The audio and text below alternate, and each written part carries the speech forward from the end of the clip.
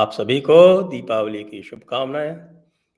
आज हम दीपावली के रूप में भगवान राम के अयोध्या आगमन का उत्सव मनाते हैं, लेकिन हमारे जो पंचमक्कार बंधु हैं वो भगवान राम को लांछित करने में भी लगे रहते हैं। तो आज हम दीपावली के अवसर पर ये जो लांछनाएं हैं इनका निराकरण करेंगे, और इस हेतु हमारे साथ जुड़ रहे हैं प्रोफेसर रजनी रमन झा। नमस्ते प्रोफेसर झा। जी प्रणाम प्रणाम प्रणाम करता हूँ। बहुत अच्छा लग रहा है सर, पहली बार आपको आपके साथ सभी जी सर, आप आपको और सभी आपके दर्शकों का भी दर्शकों मैं को स्वागत करता हूँ। बारंबार प्रणाम। मैं थोड़ा परिचय दे दूं। मैं आज जिस विषय पर बात करूंगा वो यह पुस्तक है लिखी हुई डॉक्टर रजनी रमन झा की, कि राम द्वारा सीता का निर्वासन एवं शंभूक वध, ये सर्वथा झूठी कहानियां, इनके बारे में। प्रोफेसर झा जो है वो संस्कृत के प्रोफेसर हैं, directorate of college education Rajasthan सरकार में कार्यरत है, और आपने इस विषय पर एक बहुत महत्वपूर्ण चर्चा आरंभ की। बल्कि आपकी चर्चा से कई लोगों ने इसकी नकल मार ली। कुमार विश्वास जो है इसके बारे में बड़े अधिकार से बोलते रहते हैं, लेकिन कुमार विश्वास के बारे में हम सब जानते हैं कि किस प्रकार के का व्यक्तित्व है। मैं बहुत उच्च व्यक्तित्व नहीं मानता। तो उन्होंने आपकी पुस्तक से हूबहू उसकी नकल कर ली और उसका उन्होंने एक्नॉलेजमेंट भी नहीं किया। तो आज हम जो मूल है उस पर आते हैं। तो मैं आपसे स्पष्ट प्रश्न पूछूंगा, और ऐसे प्रश्न पूछूंगा जैसे कि हमारे पंचमक्कार बंधु, आप पंचमक्कार, चूंकि आप सुनते हैं जयपुर डायलॉग, तो आप पंचमक्कार की परिभाषा अवश्य जानते होंगे। तो ये जो पंचमक्कार है यानी कि मुल्ला, मार्क्सिस्ट, मिशनरी और मैकॉले पुत्र और मीडिया यानी लुटियंस मीडिया तो ये समय समय पर लांछित करते रहते हैं भगवान राम को। तो इस लांछना में सबसे पहले, वैसे तो आपने इसका जो पुस्तक में इसके विषय को लिया है, इसके टाइटल में अवश्य नहीं है, लेकिन सबसे पहले जो है वो सीता जी की, माता सीता की अग्नि परीक्षा को लेकर भगवान राम को लांछित करते हैं, और वाली वध को लेकर भी लांछित करते हैं, शूर्पणखा को भी लेकर लांछित करते हैं, और उसके बाद फिर इसके आगे बढ़ाते हैं, और आगे बढ़ा के फिर उसको माता सीता के निर्वासन और शंभू को वध तक ले जाते हैं। तो मैं आपसे अनुरोध करूंगा कि भगवान राम का जो स्त्रियों के प्रति जो आदर भाव था उसके बारे में आपने इस पुस्तक में काफी विस्तार से लिखा है। तो सबसे पहले आप हमारे दर्शकों को इसके बारे में बताएं। सबसे पहले मैं आपको प्रणाम करता हूं, आपके प्रेक्षकों को प्रणाम करता हूं। मुझे इतने बड़े मंच पर बोलने का अवसर मिल रहा है, यह मेरा अहोभाग्य है। सबसे पहले सर मैं ये कहना चाहूंगा कि आखिर ये बात आई कैसे मेरे मन में। तो वो ये कि मैं वाल्मीकि रामायण का अध्ययन कर रहा था, पहली बात है। तो उत्तरकांड में एक स्थान पर प्रसंग आया कि ऋषि मुनि कहते हैं कि हे राम, आपने रावण को जो मारा यह कोई बड़ी बात नहीं थी। लक्ष्मण ने जो मेघनाद को मारा ये बहुत बड़ी बात है। वहां मेरा माथा ठनका। उत्तरकांड में चौथे पांचवें श्लोक में ही है। ये क्या बात हुई। ये वाल्मीकि अचानक, जिन्होंने मर्यादा पुरुषोत्तम बनाया भगवान राम को, अचानक उनको नीचा दिखाने पर कैसे उतर आए। और तब वहां से ये प्रश्न शुरू हुआ, और कुछ चीजें मुझे पहले से मच रही थी। जैसे कि राम जेठमलानी ने कहा था कि राम बहुत बुरे पति थे, उन्हीं से घरेलू हिंसा प्रारंभ हुई। और जयपुर लिटरेचर फेस्टिवल में एक लेखिका, अंग्रेजी की लेखिका बोली थी कि यदि सीता भी होती तो उन्होंने राम से तलाक ले लिया होता। ये सब बहुत मच रही थी कि ये क्या क्या क्या बोलते हैं बिना जाने समझे। तो मैंने फिर वाल्मीकि रामायण को दोबारा पढ़ा और तिबारा पढ़ा, 3 बार। तो सर मैं थोड़ा सा बता देना चाहता हूं कि वाल्मीकि रामायण में 7 कांड हैं, 500 सर्ग हैं और 24,000 श्लोक हैं। सर्ग कहते हैं कोई 10-15 श्लोकों का समुच्चय भी हो सकता है और 150 श्लोकों का भी समुच्चय हो सकता है, उसको सर्ग कहते हैं। और ऐसे 500 सर्ग हैं वाल्मीकि रामायण में और 24,000 श्लोक हैं जो वर्तमान वाल्मीकि रामायण हमारे पास उपलब्ध है। अब जो आपका प्रश्न है उस पर आते हैं कि भगवान राम स्त्री के प्रति क्या भाव रखते हैं। तो इसमें सबसे पहले हमको लेना पड़ेगा कि भगवान राम जब 15 वर्ष के होते हैं तब उनको लेने के लिए विश्वामित्र आते हैं कि ताटका नाम की एक राक्षसी है, उसके 2 पुत्र हैं, एक का नाम है मारीच, एक का नाम है सुबाहु, तीनों मिलके उनके यज्ञ में विध्वंस कर रहे हैं। तो रामचंद्र जी आते हैं, वो कथा हम सबको मालूम है, और लक्ष्मण जी भी साथ हो लेते हैं। रास्ते भर विश्वामित्र उनको समझाते आते हैं कि राम तुम कोमल हृदय को हो, देखना ताटका को देखकर तुम्हारा मन पिघल जाएगा, पिघलने मत देना, वो बहुत बुरी स्त्री है, बुरी राक्षसी है, आदि आदि। राम मन को तैयार करते हैं और एक ही बाण से वो सुबाहु को मार देते हैं, एक बाण बस। और एक बाण ऐसा मारते हैं कि मारीच जाकर लंका में गिरता है। ये वही मारीच है जो स्वर्णमृग बनकर आया, तो वो लंका में गिरता है। लेकिन जब वो ताटका पर बाण संधान करते हैं तो उनका हृदय वो पिघलने लगता है और वो लक्ष्मण को कहते हैं कि लक्ष्मण यह स्त्री है और वध के योग्य नहीं है, तो मैं ऐसा करता हूं कि इसके नाक और कान काटकर इसको यहां से भगा देता। याद करिए, ध्यान करिए, यही घटना हूबहू शूर्पणखा प्रसंग में घटे, नाक कान ही काटा। तो वो कहते हैं विनिवृत्ताम करोम्यद्य हृत कर्णाग्र नासिकाम न हेनाम उत्सहे हंतुम स्त्री स्वभावेन रक्षिताम वीर्यम चास्या गतिम चैव हन्यतामिति मे मतिः। लक्ष्मण मैं इसको मारने का उत्साह नहीं करता, ये अपने स्त्री स्वभाव के कारण रक्षिता है, इसकी रक्षा होनी चाहिए, इसलिए अब क्या करता हूं कि नाक और कान काट लेता हूं और इसको यहां से भगा देता हूं। तब विश्वामित्र ने देखा कि ये तो अनर्थ हो जाएगा, तब आके दौड़े दौड़े राम के पास कहते राम ऐसा मत करो, इसने हजारों ऋषियों को खा लिया है, सैकड़ों यज्ञों का विध्वंस कर दिया है, ये वधार है, वधारहा, वध के योग्य है, इसको छोड़ो मत। और तब राम एक बाण मारते हैं जो उनकी छाती में जाकर लगता है, ताटका की छाती में, और वो वहीं गिरकर मर जाती है। यह तो है पहला प्रसंग। दूसरा प्रसंग है अहल्या का, हम सब जानते हैं, थोड़ा सा अलग है, थोड़ा क्या बल्कि बहुत अलग है तुलसीदास जी के रामचरितमानस से और वाल्मीकि रामायण की अहल्या में। अहल्या आश्रम जिस आश्रम से के पास से गुजर रहे हैं विश्वामित्र, राम और लक्ष्मण, क्योंकि वो अब मिथिला जा रहे हैं जहां राजकुमारी सीता से उनका विवाह होना है, तो वो एक पर्णशाला देखते हैं और वो सूनी पर्णशाला है। तो राम पूछते हैं कि गुरुदेव ये विश्वामित्र को कि यह पर्णशाला इतनी सूनी क्यों है। तो विश्वामित्र पूरी कथा बताते हैं अहल्या की, ऐसे इंद्र के साथ इनका समागम हुआ था और गौतम ऋषि का शाप है इनको। और एक शब्द उसमें है दृश्य और अदृश्य। अहल्या गौतम ऋषि के शाप से अदृश्य हो जाती। सामान्यतया हम अदृश्य का अर्थ लेते हैं जो दिखाई न देता हो, नहीं, संस्कृत के व्याकरण की दृष्टि से अदृश्य का एक अर्थ और है। दृश्य धातु में क्या प्रत्यय लग के दृश्य बनता है, देखने योग्य, और अदृश्य का अर्थ होता है जो देखने योग्य नहीं है। तो अहल्या देखने योग्य नहीं रहती है जो गौतम मुनि के शाप से, लेकिन विश्वामित्र कहते हैं राम को, राम तुम चाहो तो इस अहल्या का उद्धार हो सकता है। राम जाते हैं वहां और आगे जाकर पांव छूते हैं।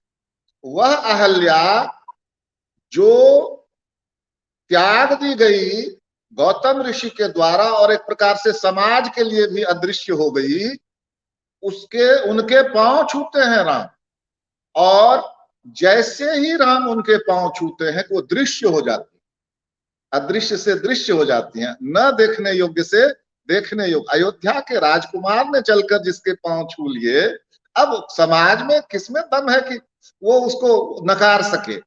और तब स्वयं अहल्या भी राघवो तू तदा तस्या पादो जगृतुर्मुदा स्मरंती गौतम वच प्रत्यग्रह साहितो। अहल्या भी राम का सत्कार करती हैं, और फिर गौतम आते हैं वहां, और राम अहल्या का हाथ पुनः गौतम के हाथ में देते हैं, गौतम उनको स्वीकार करते हैं। एक ऐसी स्त्री, देखिए वाल्मीकि रामायण में 2 कथाएं चलती हैं। पहले जो जहां ये जो हिस्सा है, इसमें बालकांड में अहल्या का मन भी विचलित हो गया था इंद्र को देखकर, ऐसा वर्णन है। आगे है कि इंद्र ने जबरदस्ती, उत्तरकांड में, जो कि हम आगे चलकर लेंगे उसको, उत्तरकांड में कि इंद्र ने जबरदस्ती समागम किया। ऐसी अहल्या को जो अब समाज के द्वारा त्याग दी गई थी, उसको राम समाज में पुनः लाते हैं, अदृश्य से दृश्य करते हैं अहल्या को। यह प्रसंग थोड़ा सा बोलते हुए ज्यादा, मतलब बोलने में थोड़ी हिचकिचाहट होती है, तो ये पढ़कर ज्यादा अच्छी तरह से समझा जा सकता है।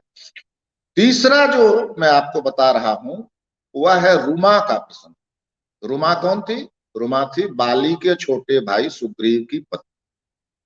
आप और मैं सब जानते हैं, कथा बहुत सामान्य, यह समझ लीजिए कि बाली और सुग्रीव में लड़ाई हुई, बाली बलवान था और बाली ने सुग्रीव को मारकर निकाल दिया किष्किंधा से, लेकिन उसकी पत्नी को रख लिया, उसके साथ व्यभिचार करता था। जब राम ने, बिल्कुल सत्य बात है, राम और सुग्रीव की जब मित्रता हुई तो राम ने पेड़ की ओट से छिपकर बाली को मारा। कहीं वाल्मीकि ने भी यही लिखा है। लेकिन एक चीज जो हम लोग को नहीं पता है, ऐसा नहीं है कि बाली चुपचाप मर गया। बाली ने पत्थर उठाकर राम पर मारा, बहुत बड़ा पत्थर। बाली ने कई सारे पेड़ उठाकर राम पर मारे। अंगद जो उनका बाली का बेटा था, वो एक पूरी सेना लेकर आया था, पूरी सेना ने राम पर हमला किया, सबको राम ने खदेड़ दिया, तब जाकर बाली गिरा नीचे। वाली शब्द है, हम लोग सामान्य भाषा में बाली बोलने लगते, वैसे वो वाली है संस्कृत में। तब जाकर वाली गिरा, और गिरने के बाद उसने जो प्रश्न किया वो बड़ा मार्मिक प्रश्न कि राम, मेरी शत्रुता आपसे नहीं थी, मेरी शत्रुता सुग्रीव से है, तो आपने मुझे क्यों मारा? और बहुत सारे उदाहरण दिए कि भाई जो 5 प्रकार के भक्ष्य होते हैं, 5 नख वाले जो 5 भक्ष्य होते हैं, उनमें भी मैं नहीं आता हूं, तो खाने के लिए मारा हो, यह भी नहीं हो, तो किसी तरह से मैं उसमें नहीं आता हूं उस श्रेणी में कि आप मुझे मारें। तब जो राम ने कहा है, राम ने कहा कि बाली, तुम्हें मारने के अनेक कारण हैं, लेकिन जो सबसे बड़ा कारण है, और वही पर्याप्त है तुमको मारने के लिए, दूसरा कारण मैं ना भी बताऊं तो भी कोई बात नहीं, और वह कारण यह है कि तुमने अपनी पुत्र वधू के सदृश, छोटे भाई की पत्नी पुत्र वधू होती है, पुत्र वधू को पुत्री का दर्जा प्राप्त है, हमारे कानून में भी पुत्र वधू को पुत्री का दर्जा प्राप्त है। तो तुमने अपने पुत्र वधू के समान छोटे भाई की पत्नी के साथ व्यभिचार किया है, और यही अकेला कारण तुमको मारने के लिए पर्याप्त है। अश्च त्वम धर्माणस्य सुग्रीवस्य महात्मनः रुमायाम वत्ससे कामा स्नुषायाम पाप कर्म कृत तद व्यतीतस्य ते धर्मात् काम वृत्तस्य वानर भ्रातृभार्याम अभिमर्शेस्मिन् दंडोऽयं प्रतिपादितः। चूंकि तुमने अपने पुत्र वधू के समान छोटे भाई की पत्नी का अभिमर्शन किया, मतलब धर्षणा की, उसके साथ संबंध बनाए, अभिमर्शन किया, इसीलिए तुम्हें यह दंड दिया जा रहा है। अब आप ध्यान करिए, 3 प्रसंग आ गए। ताटका को मारना, वहां भी राम कांपते हैं, अहल्या का उद्धार करते हैं, और रूमा के साथ चूंकि बाली ने जबरदस्ती संबंध बनाए, इसलिए बाली को मारने का सबसे बड़ा कारण बताते हैं। यहाँ मैं तुलसीदास जी ने भी यही कहा और है। बात कहना चाहूंगा कि पेड़ की ओट से मारा तो क्या गलत किया राम ने?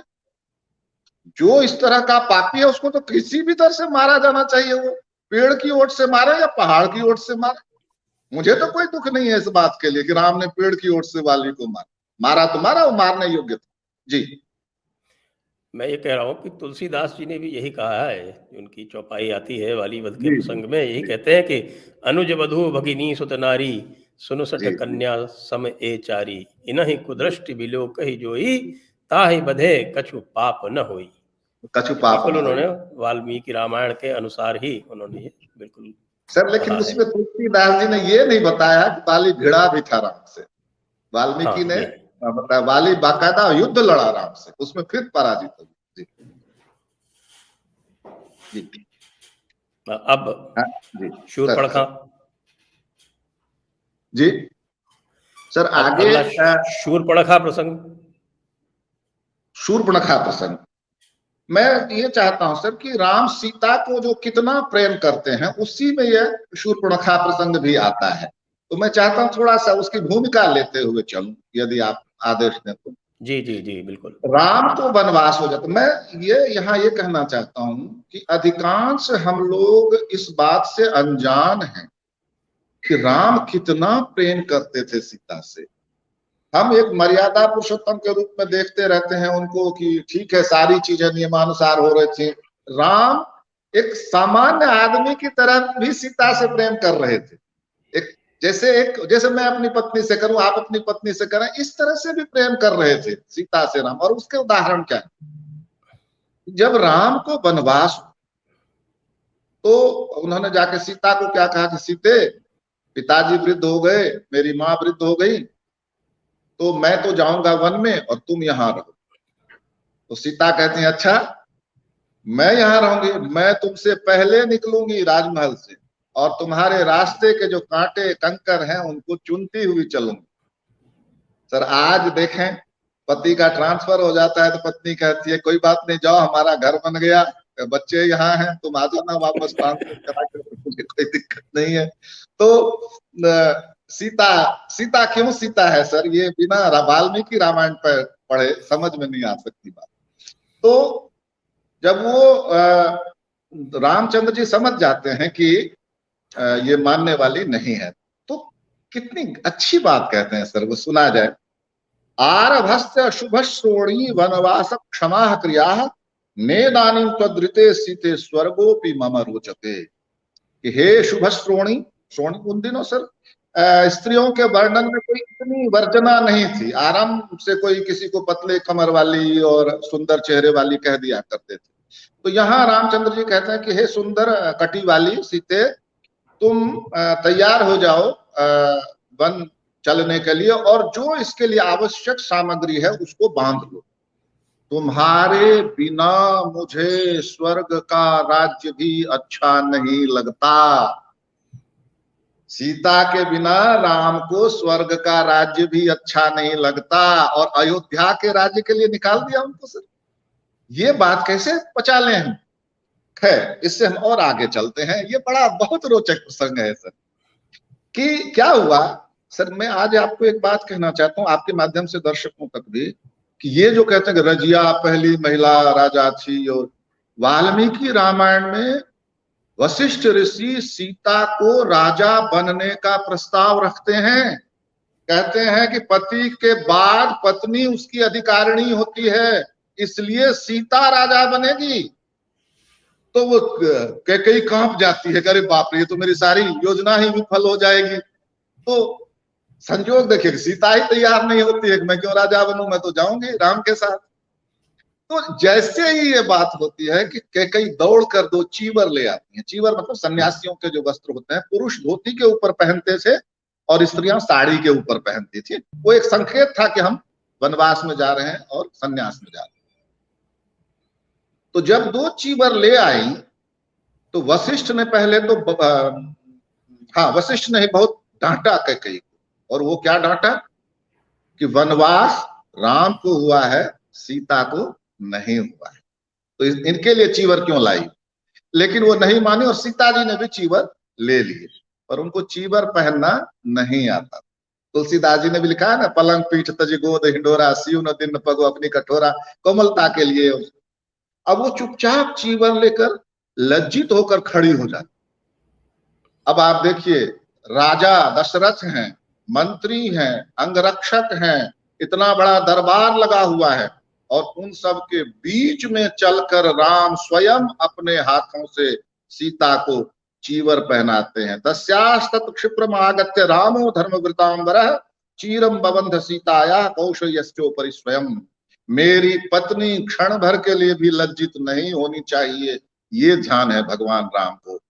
आज तो सर आप देखते होंगे, आप तो इतने बड़े हो गए, मैं भी लगभग आपकी उम्र का ही हूँ, हम अगर आज भी अपने बक्से से साड़ी निकाल कर अपनी पत्नी को दे दें तो घर की बड़ी बुढ़िया ऐसे गाल पर हाथ, अरे देखो देखो पत्नी भक्त।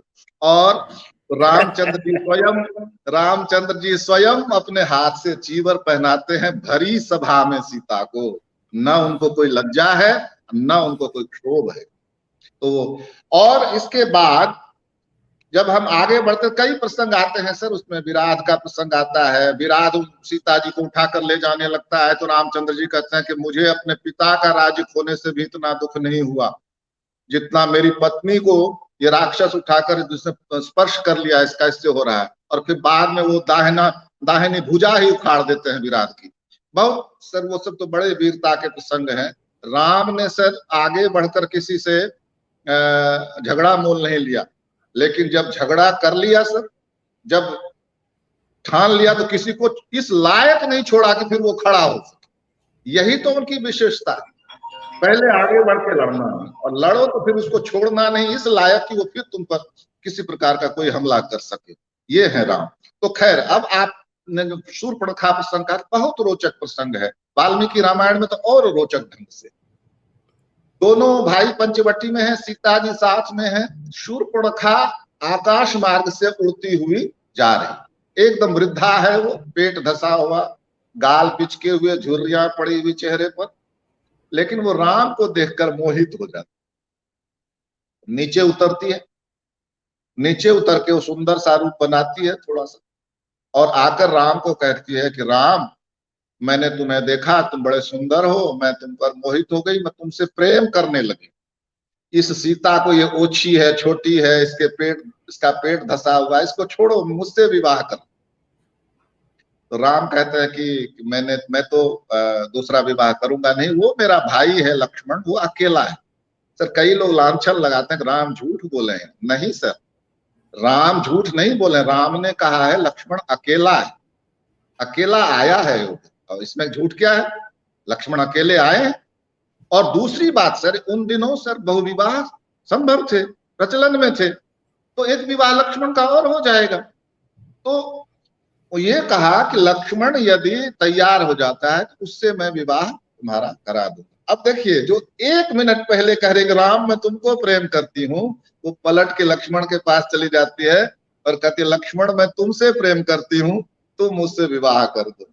लक्ष्मण कहता मैं तो कर ही नहीं सकता, मैं तो सारे प्रण करके आया हूँ, मुझे भैया भाभी की सेवा के अलावा कुछ करना ही नहीं है, इसलिए मैं तो तुमसे विवाह कर ही नहीं सकता। वो फिर वापस पलट के आ जाते हैं राम को, नहीं नहीं राम, मैं तो तुमसे ही प्रेम करती हूँ, तो तुम मुझसे विवाह कर लो।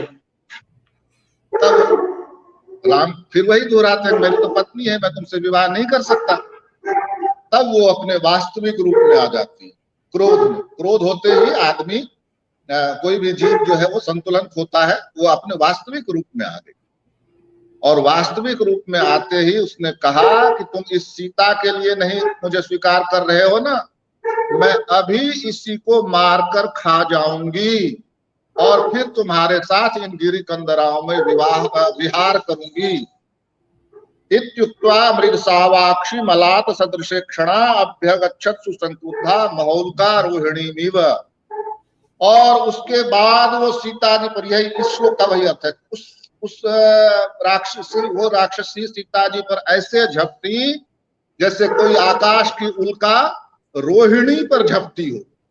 देखिए वाल्मीकि का कवित्व देखिए सर, रामचंद्र जी चंद्र हो गए, रोहिणी उनकी पत्नी है, और उल्का जैसे रोहिणी पर, एक ही शब्द में रोहिणी कह के वाल्मीकि ने रामचंद्र जी को चंद्रमा बना दिया और राक्षसी को उल्का बना दिया। तो रोहिणी पर जैसे उल्का झपटे वैसे वो झपटी, और वो मृत्यु की तरह आ रही थी। ताम मृत्यु पाशम प्रतिमा आपतंती महाबलः, वह मृत्यु के जाल की तरह आ रही थी। तब महाबल यानी महाबलशाली रामचंद्र जी ने क्या कहा, क्या किया, विग्रह राम, राम ने उसको पकड़ लिया, बीच में खड़े हो गए, हाथ अड़ा दिया कुपितस। और फिर रामचंद्र भी गुस्सा हो गए और लक्ष्मणम अब्रवीत, और लक्ष्मण को कहा, लक्ष्मण अब बहुत हो गया, इतना मजाक भी ठीक नहीं है। अब चूंकि इसने अपराध किया है, सीता को मारने का, देखो सीता कैसे कुररी की तरह कांप रही है, डरी हुई हरिणी की तरह कांप रही है, देखो, इसलिए अब इसको दंड देना बहुत आवश्यक है।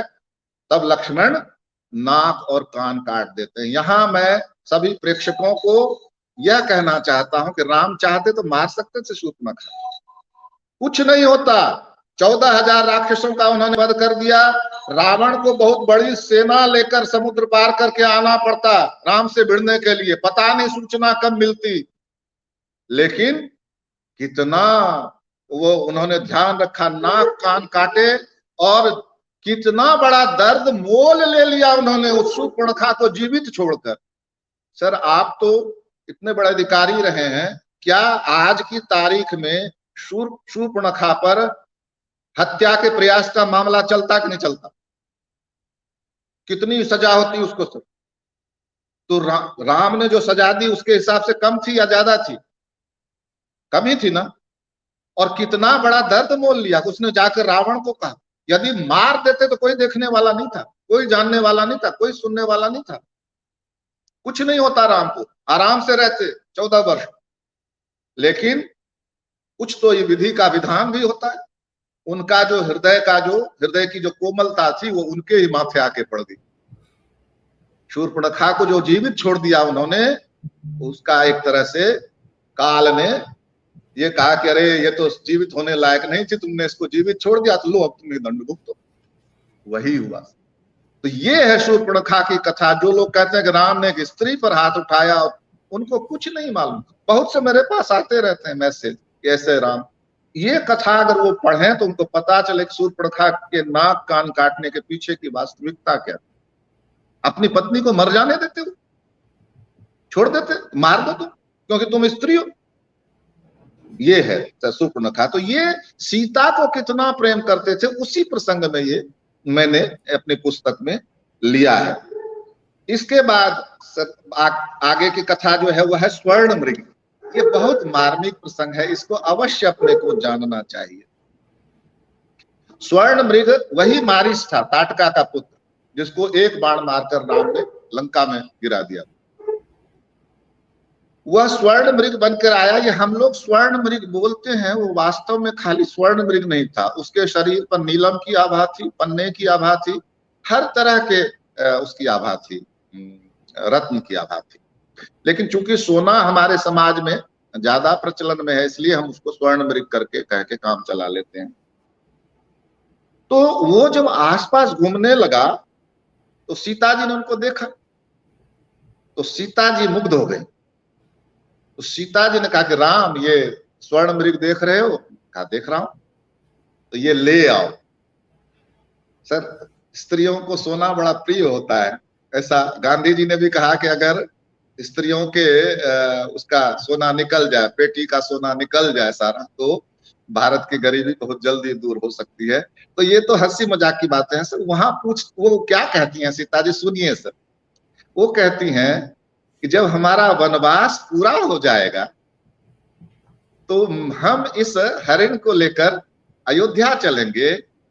मेरी सासू माँ कितनी खुश होंगी इस हरिण को देखकर। तो देखिए, जंगल में भी सासू माँ का ध्यान, देवर का ध्यान। अगला वाक्य यही कहता है, मेरे देवर कितने प्रसन्न होंगे हरिण को देखकर।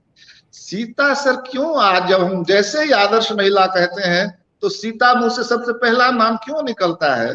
ये बिना वाल्मीकि रामायण पढ़े नहीं समझ में आता।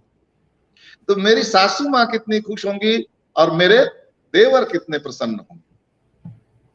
तो राम मुस्कुराने लगते हैं और लक्ष्मण को बुलाकर कहते हैं कि लक्ष्मण देखो, इस स्वर्ण मृग को देख रहे हो ना, अब ये कुछ ही समय का मेहमान है, या तो ये जीवित आएगा या इसकी खाल पर तुम मुझे और सीता को बैठे देखोगे।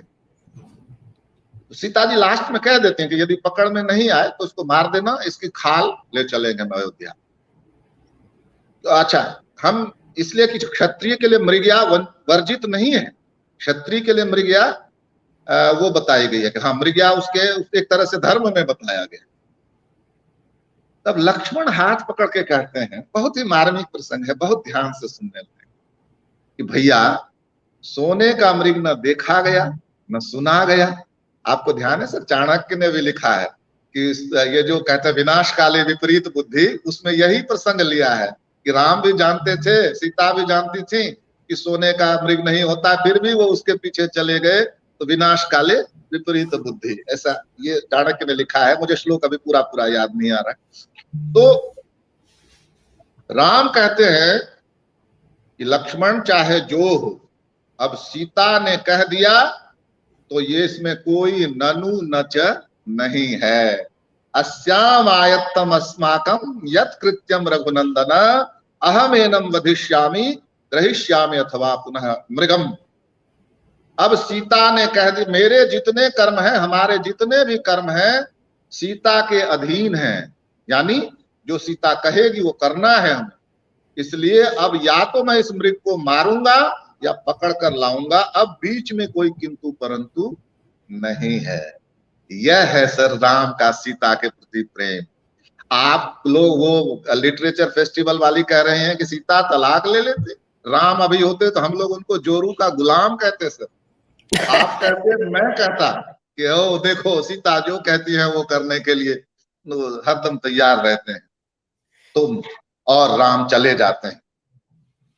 लेकिन वही विधना जो लिख देता है वो होकर रहता है, वह भाग्यम फलति सर्वदा जो कहा गया है।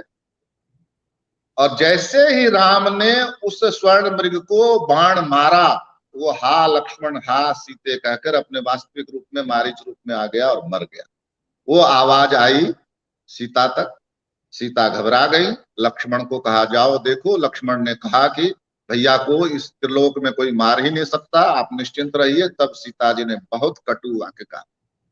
कहते हैं कहा है कितना भी आदमी ऊंचे स्तर पर गया हो, कभी कभी जवान फिसल ही जाता, उन्होंने कहा कि तुम्हारी नजर मेरे ऊपर है।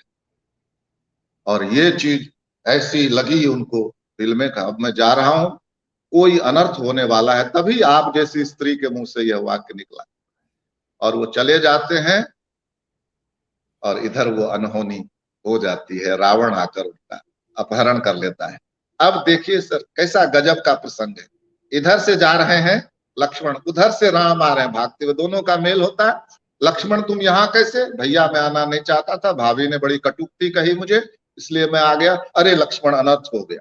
और दोनों भाई वापस दौड़ते हैं आश्रम की तरफ, और रास्ते में ही राम को लगने लगता है कि सीता के साथ कोई अनर्थ हो गया। और कहते हैं कि यदि जीवति वैदेही गमिष्याश्रमम पुनः, यदि सीता जीवित होगी लक्ष्मण तो ही मैं आश्रम में जाऊंगा।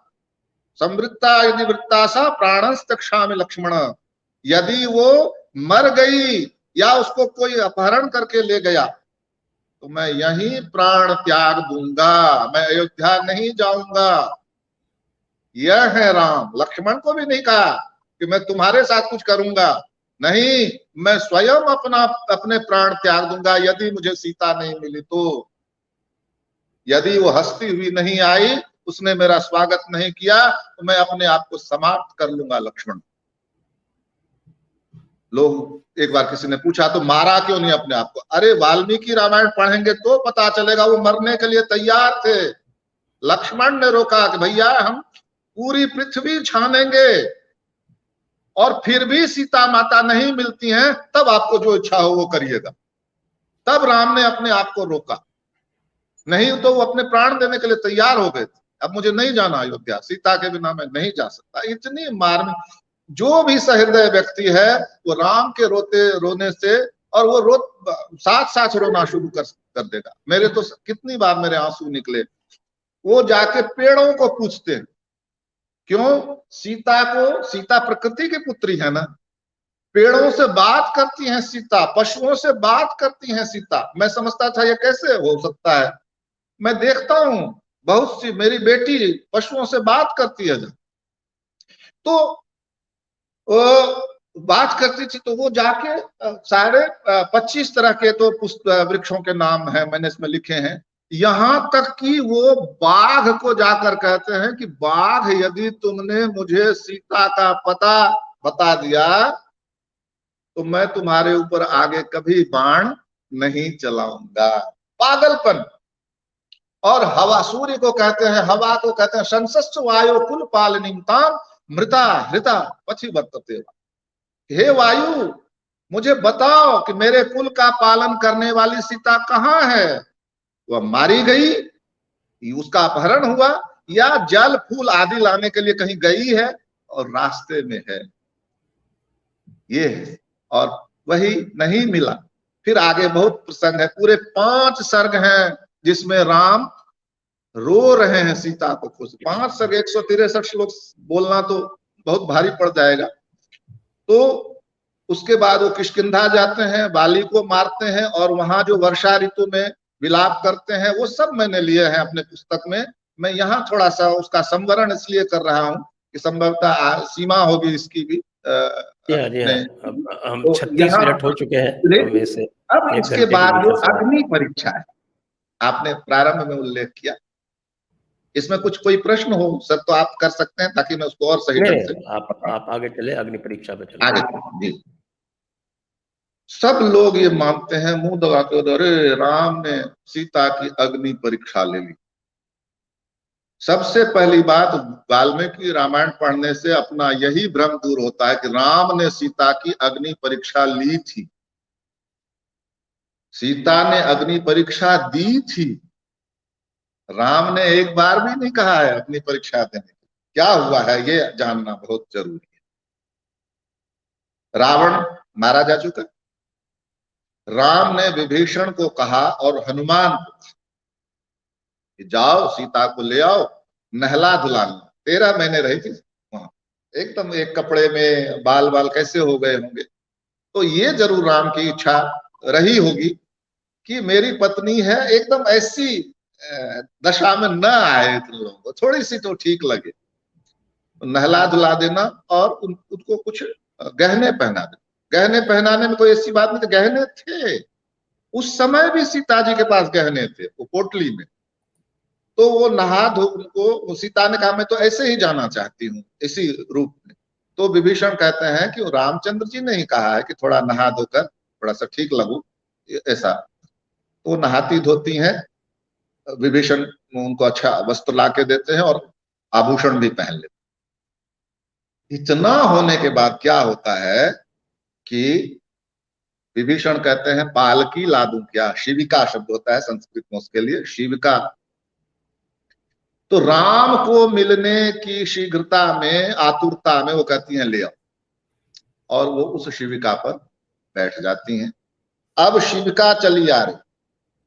इस प्रसंग को जब तक कोई व्यक्ति ध्यान से पढ़ेगा नहीं, समझेगा नहीं, उसको ये चुभती रहेगी कि राम ने अग्नि परीक्षा ली। राम दूर से ही देखते हैं कि सीता शिविका पर आ रही। आप लोग पढ़ेंगे वाल्मीकि रामायण, साफ लिखा है कि राम ये सोचने लगते हैं कि सीता यदि इसी रूप में सबके सामने आएगी तो किसी को विश्वास नहीं होगा कि सीता ने इन 13 महीनों में कितने कष्ट उठाए हैं। और जैसे ही वो आती हैं, हाँ, ये बहुत महत्वपूर्ण प्रसंग, वो वानर भालू उछक कर देखने लगते हैं सीता जी को। स्वाभाविक उत्सुकता। तो उनके जो अंगरक्षक हैं, जो राक्षसी हैं, वो थप्पड़ मारने लगते हैं वानर भालू। राम एकदम क्रुद्ध हो जाते, कहते हैं रोको, यदि तुमने दोबारा इन पर हाथ उठाया तो मैं यहां से चला जाऊंगा। ये वो लोग हैं जिन्होंने मेरे लिए, जिन्होंने इसी सीता के लिए अपने प्राणों की बाजी लगाई, और इनको तुम थप्पड़ मारते हो। जब हम उन्हीं के को मिलने जाते हैं जिनको हम चुन के भेजते हैं लोकसभा, राज्यसभा, विधानसभा में, तो मेरी छाती के बराबर बराबर के कुत्ते मुझे सूंघते हैं, तब मुझे ये इच्छा होती है कि रामचंद्र जी का वो श्लोक मैं उनको भेजूं, देखिए हमने आपको चुना है और इतने मेरी छाती के बराबर का कुत्ता मुझे सूंघ रहा है, और मैं राम राम कर रहा हूं कि ये सही रिपोर्ट दे दे जाकर, मेरी जेब में कुछ ऐसा नहीं पड़ा है। तो वो राम कितने बड़े उदाहरण, तो वो सब राक्षस वगैरह सब डर रहे। तो एक तो वो सीता का देखना, और दूसरी ये घटना सीता का पालकी में आना, दूसरा ये वानर भालुओं को लगातार थप्पड़ मारना राक्षसों के द्वारा, ये दोनों एक सम्मिलित क्रोध बन जाता है राम के। और जब वो सीता जी उतरती हैं तो वो क्या कहते हैं कि तुम्हारे लिए 10 दिशाएं खुली हुई हैं, तुम जहां जाना चाहो जाओ, तुम भरत के पास रहना चाहो, लक्ष्मण के पास रहना चाहो, शत्रुघ्न के पास रहना चाहो, सब तुम्हारी सेवा करेंगे, लेकिन मैं अब तुमको स्वीकार नहीं कर सकता। मैंने अपने पिता, अपने कुल, पिता के वचन की रक्षा की, कुल की रक्षा की, और अब मेरा कार्य पूर्ण हो गया। तो हम समझते हैं वो जो रघुवीर सहाय ने कहा है, पढ़िए गीता, बनिए सीता, और इन सब में लगा फलिता, मिलकर भात पकाइए, ऐसा नहीं है। सीता पूरी वाल्मीकि रामायण में ओजस्विनी, तेजस्विनी, महायोगिनी, और कहती है राम तुम तुच्छ व्यक्ति जैसी बात कर रहे हो, तुमको पता है मैं किसी स्त्री से उत्पन्न नहीं हुई हूं, मैं उर्विजा हूं, धरती से उत्पन्न हुई हूं, अयोनिजा हूं, और मैं उतनी ही पवित्र हूं जितनी पृथ्वी, लेकिन तुमने मेरे, रावण मुझे हर कर ले गया क्योंकि मेरा शारीरिक बल रावण के बराबर नहीं था, लेकिन मैंने उससे युद्ध किया था, मैं परास्त हो गई, और मन, वचन और कर्म से यदि मैंने तुम्हारे अलावा किसी पुरुष का स्मरण नहीं किया हो तो अग्निदेव मेरी रक्षा करेंगे। लक्ष्मण मेरी चिता तैयार करो, मैं अग्नि में प्रवेश करूंगी। बात यहीं समाप्त नहीं हो जाती। अगर बात यहीं समाप्त हो जाती तो मैं भगवान राम का सबसे बड़ा आलोचक होता। जब मैं यह पुस्तक लिख रहा था तो यही मेरे मन में चल रहा था कि यदि यह सिद्ध हो गया कि राम ने सीता को निकाला तो मैं कभी भगवान राम की पूजा नहीं करूंगा। वाल्मीकि जैसे मुझे आकर कह रहे थे कि बेटा ये क्या अनर्थ हो गया है, पुत्र मैंने लिखा नहीं, ये क्या चल रहा है इस देश में। और जब तक मैं इसको लिखता रहा, जैसे वाल्मीकि कहीं से खड़े हुए मेरा निर्देशन करते रहे। संजोग देखिए वो 2 श्लोक मिल गए मुझे। लक्ष्मण ने क्रुद्ध होकर राम को देखा, जैसे उसको जला देंगे राम को। एव मुक्तस्तु वैदेह्या लक्ष्मण परवीर अमर्ष वशमापन्नो राघवम समुदेक्षत। राम को जला देने की दृष्टि से लक्ष्मण ने देखा, लेकिन सविज्ञाय मनश्चंदम रामस्याकार सूचितम, राम ने संकेत किया लक्ष्मण को, मनश्चंद, उनका जो अभिप्राय है कि मेरा क्या अभिप्राय है, अभी चलने दो। चिताम चकार सौमित्री मते रामस्य वीर्यवान, तो राम के मत को समझ गए वो लक्ष्मण, और चिता चलाई। और जैसे ही चिता में सीता ने प्रवेश किया, क्षण मात्र में अग्निदेव सीता को लेकर प्रकट हुए, जैसे कोई पिता अपनी पुत्री को गोद में लिए हुए प्रकट हो, वैसे ही।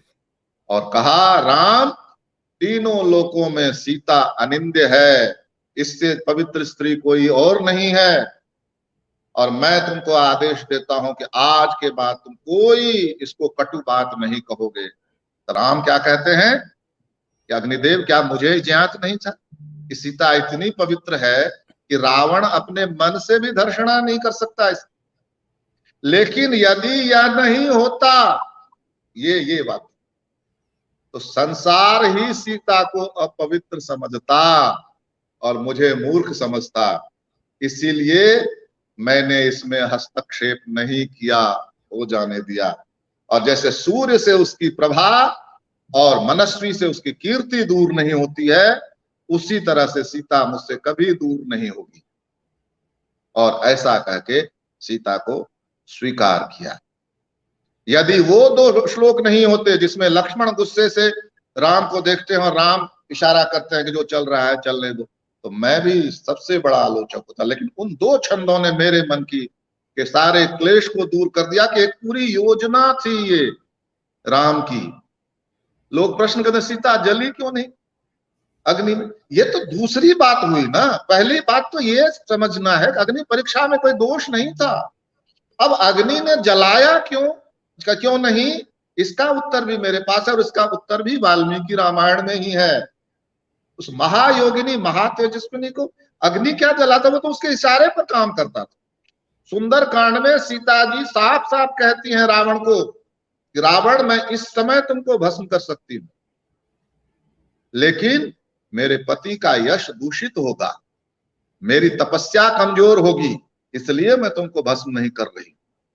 और जब हनुमान जी की पूंछ में आग लगा दी गई, वाल्मीकि रामायण कोई पढ़े तो पता चले क्यों नहीं जले हनुमान जी। क्योंकि सीता जी ने अग्निदेव को जाकर कहा कि यदि मुझ में कोई भी पवित्रता है, मेरी आराधना में सच्चाई है, तो अग्निदेव आप हनुमान को नहीं जलाएंगे, शीतल हो जाएंगे। और वही हुआ। ये एक राक्षसी ने आकर सूचना दी थी उनको कि सीता, जो बंदर तुमको तुम्हारे लिए खबर लाया था ना, वहां से दूत बनकर आया था, उसकी पूंछ में आग लगा दी गई। तब सीता जी ने, ये वाल्मीकि रामायण में सारे उल्लेख हैं, पढ़े कोई तो समझे इस चीज को। तो ये है, मैं तो ये मानता हूं, और आज के बाद शायद आप भी मानेंगे, आपके प्रेक्षक भी मानेंगे, कि अग्नि परीक्षा तो राम की पराकाष्ठा है सीता के प्रति प्रेम की। उल्टा ही वर्णन कर, और वही हुआ उत्तरकांड में, उसी का सहारा लिया उस ढोंगी कवि ने, उस झूठे कवि ने उसी का सहारा लिया ना, कि राम ने कैसे स्वीकार कर लिया सीता को, वो तो रावण के यहाँ रही थी। यही तो राम दिखाना चाहते थे कि सीता कितनी पवित्र है। और अग्नि को हम पावक कहते हैं, पावक मतलब पवित्र करने वाला। अग्नि से कोई बड़ा है क्या पवित्र करने वाला? वो अग्नि खड़ा होकर साक्षी दे रहा है कि सीता से ज्यादा पवित्र कोई नहीं, और फिर भी सीता पवित्र, और राम उसको निकाल देंगे। तो ये है जी। इसमें इसकी एक बौद्धिक व्याख्या भी है कि जिस अग्नि की हम बात कर रहे हैं उसको बुद्धि के स्तर पर देखें, क्योंकि ये सारे ऋषि मुनि जो हैं वो तो बहुत आपके चिदाकाश में जाकर सारी रचनाएं करते हैं, तो हम अधिकतर लोग उस स्थिति तक पहुंच नहीं पाते। इसका यदि एक बौद्धिक व्याख्या इसकी ये है कि जिस अग्नि की वो बात करें, क्योंकि अग्नि के संस्कृत में एक माने नहीं है, कम से कम आप जो है वो दर्जनों अर्थ अग्नि के आपको मिल जाएंगे। तो जिस अग्नि की बात हो रही है वो प्रायश्चित की अग्नि है, और वो प्रायश्चित किसका? जो लक्ष्मण के प्रति जो कटुवाक्य कहे थे, उसकी प्रायश्चित की अग्नि में सीता जली है। मैं तो ये कह रहा हूँ, वाल्मीकि रामायण जब, मैं तो उसके हिसाब से बता रहा हूँ, उसमें बाकायदा चिता तैयार होती है और अग्निदेव प्रकट होते हैं। वो मैं उसका एक, चूंकि लोग कहते हैं ना साहब जली क्यों नहीं, तो मैं उसकी एक बौद्धिक व्याख्या मैंने की है, उसकी बौद्धिक व्याख्या है। चलिए आगे चलते हैं। जो मूल हमारे जो था, ये तो एक तरह से बहुत एक लंबा बैकग्राउंड हो गया। जो मूल आपका है इसमें, और वो है सीता का निर्वासन और शंभू को वध। जी आइए उस पर आ जाते हैं जी। वाल्मीकि रामायण में मैंने प्रारंभ में ही बता दिया, 7 मैं इसमें कांड ये हैं। आपको दर्शकों को बता दूं कि इसका जो मुख्य आधार है वो डॉक्टर झा ने ये लिया है कि उत्तरकांड जो है वो पूरा का पूरा एक काल्पनिक रचना है जो महर्षि वाल्मीकि ने नहीं लिखी। उसके उन्होंने कई कारण बताए इसमें अंत में इस पुस्तक में, एक बार ये एक मैं पुस्तक आपके सामने रखता हूँ, इस पुस्तक में इन्होंने कई कारण बताए हैं कि जिसके कारण उत्तरकांड जो है वो एक प्रकार से प्रामाणिक नहीं माना जा सकता। तो उसको लेते हुए उसी संदर्भ में आप हमें ये बताएं। जी, मैंने प्रारंभ में ही बताया कि 7 कांड हैं वाल्मीकि रामायण में। उत्तरकांड 7वां कांड है, और उसी में सीता के परित्याग की, निर्वासन की कथा है, उसी में शंभू वध की भी कथा है। दोनों कथाएं उसी में। सबसे पहले तो ये जो उत्तरकांड नाम है, यही मुझे लगता है कि जो युद्ध कांड है ना, युद्ध कांड 6ठा कांड है, उसी में राम राज्य का वर्णन है, उसी में जो कहते हैं ग्रंथ महात्म्य है, सब फलश्रुति सब उसी में है, युद्ध कांड में। तो जब हम वाल्मीकि रामायण पढ़ते हैं तो युद्ध कांड में 128 सर्ग हैं, 120 सर्गों में रावण का वध और जो दाह संस्कार कहते हैं वहां तक हो जाता है। विभीषण का राज्याभिषेक भी 120 सर्गों तक हो जाता है। मुझे लगता है कि ये शेष 8 सर्ग जो थे संभवतः वही उत्तरकांड थे, जिसको कि बाद में संपादन करके उसको तो युद्ध कांड में जोड़ दिया और उत्तरकांड को एक स्वतंत्र कांड करके फिर उसको वाल्मीकि रामायण में जोड़ दिया। खैर उसका मेरे पास बहुत ज्यादा प्रमाण नहीं है, लेकिन उत्तरकांड वाल्मीकि का लिखा हुआ नहीं है, इसके पर्याप्त प्रमाण मैंने इसी में से ढूंढकर निकाले। पहली बात तो है कि 6 कांडों की जो भाषा है और उत्तरकांड की जो भाषा है, जो संस्कृत का छोटा सा भी अध्येता है वो इसको पहले श्लोक से ही समझ जाएगा कि यह वाल्मीकि की भाषा नहीं है। न वो शब्द विन्यास, न वो काव्य के अनुकूल। मुझे तो लगता है कि काव्य शास्त्र प्रारंभ ही वाल्मीकि से हुआ होगा, ऐसा मुझे लगता है। वाल्मीकि को देखकर ही काव्य शास्त्र प्रारंभ हो, रामायण को देखकर ही प्रारंभ हुआ। वो बिल्कुल लहराती हुई भाषा, छरकती हुई भाषा, वो कहीं आपको उत्तरकांड में नजर नहीं आएगा। एक तो भाषा, कहने की शैली। देखिए, एक क्या होता है, महाकाव्य होता है। महाकाव्य में क्या होता है, एक नायक होता है, एक नायिका होती है, और एक कथा उस नायक और नायिका के साथ ही आगे बढ़ती है। लेकिन पुराण की कथा क्या होती है, पुराण का कोई नायक नहीं, कोई नायिका नहीं होती। एक स्थान पर आपको राजकुलों का वर्णन मिलेगा तो दूसरे सर्ग में बहुत संभव है कि आपको श्राद्ध महात्म्य मिल जाए, तीसरे सर्ग में पर्वत का वर्णन मिल जाए, चौथे सर्ग में किसी भूखंड का वर्णन मिल जाए। पुराणों में कोई वो नहीं है, एक तरह से क्या ऑर्डर व्यवस्था इस तरह की। महाकाव्य बल पुराण का अपना ऑर्डर है, मैं उसको ये नहीं कह रहा कि महाकाव्य जैसा ये हो, लेकिन वो व्यवस्था नहीं।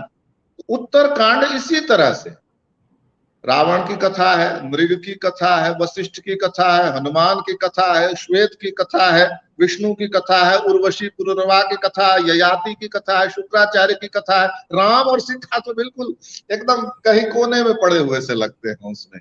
तो इसलिए महाकाव्य की तो शैली नहीं है वो पुराण, वो उत्तरकांड। चलिए, इससे ये तो कोई पढ़कर ही समझ सकता है, इसको बताना या किसी भी तरह से ये बिना पढ़े उसको ज्यादा अच्छी तरह से समझाया नहीं। उसके लिए संस्कृत का ज्ञान होना आवश्यक है। आगे की बात जो है वो समझने की है, वो है कि वाल्मीकि रामायण का प्रारंभ जो बालकांड है उसमें नारद ऋषि कथा सुना रहे हैं वाल्मीकि। 100 पूरे 100 श्लोक हैं पहले सर्ग, पूरे 100, और उसमें पूरा वर्णन है राम के जीवन का, जन्म से लेकर राज का और परलोक गमन तक का भी, अपने धाम जाने तक का वर्णन है। उसमें उन्होंने सीता का निर्वासन और शंभुक वध की कोई चर्चा नहीं की है। तो नारद वाली, और जब नारद की कहानी सुनने के बाद वाल्मीकि को उहापोह होता है कि कैसे लिखूं, क्या लिखूं, तो ब्रह्मा जी आते हैं और ब्रह्मा जी भी वाल्मीकि को यही कहते हैं कि जो नारद ने कथा सुनाई है ना, उस कथा को हृदय में धरो और उसको लिखो। यानी ब्रह्मा जी ने भी कोई उल्लेख न सीता निर्वासन का किया न शंभुक वध का किया। तो ये तो हो गई नारद की कथा। इसके बाद जो बहुत बड़ा विपर्य है वो ये है कि युद्ध कांड, छठा कांड, राम रावण का वध करके और विभीषण को लंका का राजा बनाकर अयोध्या आते हैं। अयोध्या में आने के बाद अपना राज्य ग्रहण करते हैं, और युद्ध कांड में ही 9 श्लोकों में राम राज्य का वर्णन है। युद्ध कांड में ही, ध्यान रखने की बात है, 9 श्लोकों में। उत्तर कांड में इस तरह से राम राज्य का वर्णन नहीं है, युद्ध कांड में ही। तो वो 9 श्लोकों में। उसके बाद जब वो राज्य संभाल लेते हैं तो उसके बाद सभी वानर भालुओं की विदाई दे देते हैं। पुष्पक विमान को कह देते हैं कि तुम चले जाओ जहां से आए हो, और उत्तरकांड में वो सब बैठे हुए। तो क्या रामचंद्र जी ने पीले चावल दिए थे उनको कि मैं सीता को निकालने वाला हूं, आप लोग आ जाइए? फिर मैं आप लोगों के समक्ष निकालूंगा, तो वो भी नहीं हुआ, क्योंकि उत्तरकांड में भी तीसरे या चौथे स्वर्ग में पुनः विदाई कर देते हैं। उनकी सीता का निर्वासन उसके बाद होता है। तो ये कैसे हो गया कि पहले भी विदाई कर दी और 4 सर्गों के बाद फिर दोबारा विदाई कर दी। तो ये विपर्य एक है, बड़ा सा विपर्य। इसके बाद मैंने लिया है कि देखिए, यदि हम उत्तरकांड को वाल्मीकि की रचना मानेंगे तो वाल्मीकि झूठे सिद्ध, अपनी ही कही हुई बात को लगातार, चलो एक जगह तो कोई गलती हो गई मान भी सकते, लेकिन 20 जगह कि जो उन्होंने पहले 6 कांड में कहा वो उत्तरकांड में ठीक उसके विपरीत जा रहे हैं। ये देखिए अगला जो है, ये मैं सबसे पहले तो अपने दोनों कानों को हाथ लगाता हूं। ये सबसे बड़ा उदाहरण है। दोनों कानों को हाथ लगाकर भगवान राम से, भगवती सीता से, महर्षि वाल्मीकि से क्षमा मांगकर और शिव शंभू का उच्चारण करके इस घटना को कहूंगा, और इसके बाद आप लोग सब मान जाएंगे कि हाँ, ये उत्तरकांड वाल्मीकि की रचना हो ही नहीं सकती है। और वो क्या घटनाक्रम है सुनिए। राम और रावण का युद्ध चल रहा है, तो उनका एक पार्षद है, रावण का एक पार्षद है महापार्षु नाम का। वो कहता है रावण को, रावण तुम जो ये बार बार सीता के पास जाते हो, मुझसे विवाह कर लो, मुझसे विवाह कर लो, तुम जब बलात् उसके साथ समागम क्यों नहीं करते हो? तुलसीदास जी नहीं लिख सकते थे। तुलसीदास जी की आराध्या है, परमेश्वरी है। वाल्मीकि के लिए ऐसी बाध्यता नहीं। तो रावण कहता है कि मैं ऐसा नहीं कर सकता, क्योंकि मैंने एक बार पुंजिकस्थला नाम की अप्सरा के साथ बलात्कार किया था। वो रोती हुई ब्रह्मा जी के पास गई। ब्रह्मा जी ने मुझे शाप दिया कि आज के बाद तुमने ऐसी किसी स्त्री के साथ जो तुमको नहीं चाहती है बलात् समागम किया तो तुम्हारे सिर के 100 टुकड़े हो जाएंगे। अद्य प्रभृति या मन्याम बलान् नारीं गमिष्यसि तदा ते शतधा मूर्धा फलिष्यति न संशयः। आज हम लोगों का एक बहुत बड़ा वर्ग है जो ये कहता है, अरे रावण तो बड़ा बढ़िया था, वो तो सीता को ले गया, कुछ बोला ही नहीं। नहीं, वाल्मीकि रामायण का रावण एकदम लंपट, एकदम क्रोधी और कायर और मतलब क्रूर। इतना क्रूर था रावण कि जब निकलता था तो पेड़ हिलना बंद कर देते थे, नदी बहना बंद कर देते थे, इतना क्रूर था। तो ये कारण था कि वह माता सीता के साथ कोई जबरदस्ती नहीं कर सका। यदि वो जबरदस्ती करने में सक्षम होता तो पंचवटी में भी उसके लिए अवसर था, पर उसकी विवशता थी कि जब तक सीता मन से उसको स्वीकार नहीं करेंगी तब तक वह संबंध नहीं बना सकता। ये उसका सबसे बड़ा उदाहरण ये है वाल्मीकि रामायण के युद्ध कांड के सर्ग 13 का 14वां श्लोक। ऐसी ही एक घटना उत्तरकांड में भी है, बहुत ध्यान करने की आवश्यकता है। वहां रावण रंभा नाम की एक अप्सरा के साथ बलात्कार करता है, जो कि कुबेर के पुत्र नल कुबर की होने वाली पत्नी है, यानी पुत्रवधू जैसी हुई वो रंभा। कहती भी है कि मैं तुम्हारी पुत्रवधू हूं, तुम्हारी पुत्री के समान, मेरे साथ ऐसा क्यों कर रहे हो, लेकिन वो उसके साथ बलात्कार करता। वही बाली वाली बात आती। तो नल कुबर उसको शाप देता है कि आज के बाद किसी अकामा नारी को तुमने उसकी धर्षणा की तो तुम्हारे सिर के 7 टुकड़े हो जाएंगे। यदा ह्य कामाम कामार्तो धर्षयिष्यति योषितम मूर्धा तु तथा तस्य शकली भविता तदा। अब यहां पर ठहर कर बहुत ध्यान से इन दो चीजों को समझना होगा। यदि ब्रह्मा जी का शाप सत्य है, युद्ध कांड में पुंजिकस्थला के लिए रावण को दिया गया, तो उत्तर कांड में जो रंभा के साथ बलात्कार करता है रावण, क्या ये संभव है? उसके सिर के 100 टुकड़े नहीं हो जाएंगे पहले ही? और यदि उत्तर कांड का नलकुबर का शाप सत्य है तो युद्ध कांड में पुंजिकस्थला वाली बात गलत है। दोनों एक ही ब्रह्मा जी का शाप भी उसको है और नलकूबर का भी शाप उसको है। तो उत्तरकांड में यदि वह रंभा के साथ जबरदस्ती समागम करता है तो उसका सिर फूट जाना चाहिए था, 100 टुकड़े में हो जाना, बदल जाना चाहिए। क्या एक ही कवि ने ये दोनों बात लिखी होगी? क्या वाल्मीकि इतनी बड़ी गलती करेंगे, अपनी ही बात को झूठा सिद्ध करेंगे? मेरे कहने का संभवतः समझ रहे हैं, यदि पुंजिकस्थला वाले मामले में ब्रह्मा जी का शाप सत्य है तो रावण रंभा के साथ गलत काम दुष्कर्म नहीं कर सकता। तो उत्तरकांड जो है हूबहू यही घटना जो है ये रावण संहिता में भी है, तो वहां से ही ये ले ली गई है हूबहू, नलकूबर वाली बात और रंभा वाली बात। वरना युद्ध कांड में तो पुंजिकस्थला और ब्रह्मा जी का शाप है। ये सबसे बड़ा प्रमाण है मेरे इसका कि उत्तरकांड वाल्मीकि का लिखा हुआ नहीं हो सकता। मैं एक बार पुनः शिव शंभू का उच्चारण करके भगवान राम और भगवती सीता से क्षमा मांगता हूं। इसके आगे एक बात और देखिए, बार बार बाल कांड में भी वर्णन है कि कुशीलव शब्द है, कुशीलव। कुशीलव कौन होता है? जब भी आप नाटक देखेंगे संस्कृत के तो कुशीलव पहले आते हैं और नाटक में क्या है और क्या होगा, कौन रचयिता है, ये सब बोल के स्टेज से चले जाते। कुशीलव है किसमें? बाल कांड में। और कहीं भी वर्णन नहीं है कि वो सीता के पुत्र हैं। उत्तरकांड में कुश और लव है, वो भी रामायण गाते हैं और वर्णन है कि वो सीता के पुत्र हैं। तो पहले वाले जो कुशीलव हैं वो भी वाल्मीकि के आश्रम में ही हैं, वे कौन हैं? और दूसरे जो कुशलव हैं वो तो सीता के पुत्र हैं, पहले वाले कुशीलव, और वे ही राम को सुनाते हैं। कहीं वर्णन नहीं है कि वो सीता के पुत्र हैं। इसका मतलब उत्तरकांड भी में जो कुशलव है उसमें सीता के पुत्र होने की बात भी जोड़ी गई है।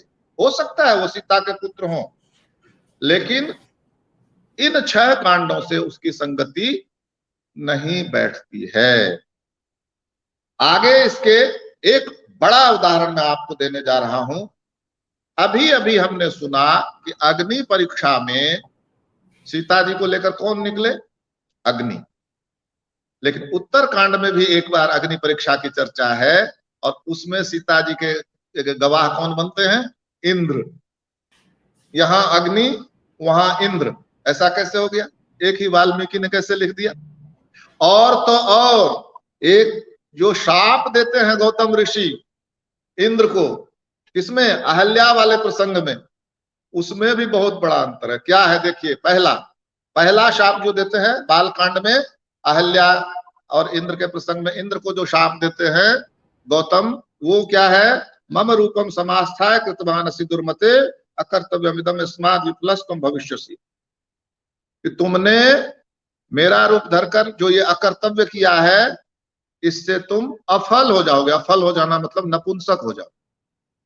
और उनके इंद्र के अंडकोश नीचे गिर पड़े। बाद में उनको भेड़ होती है ना, भेड़ा उसका अंडकोश जोड़कर उनको उनके वृषण को पूरा किया गया। ऐसा है बालकांड।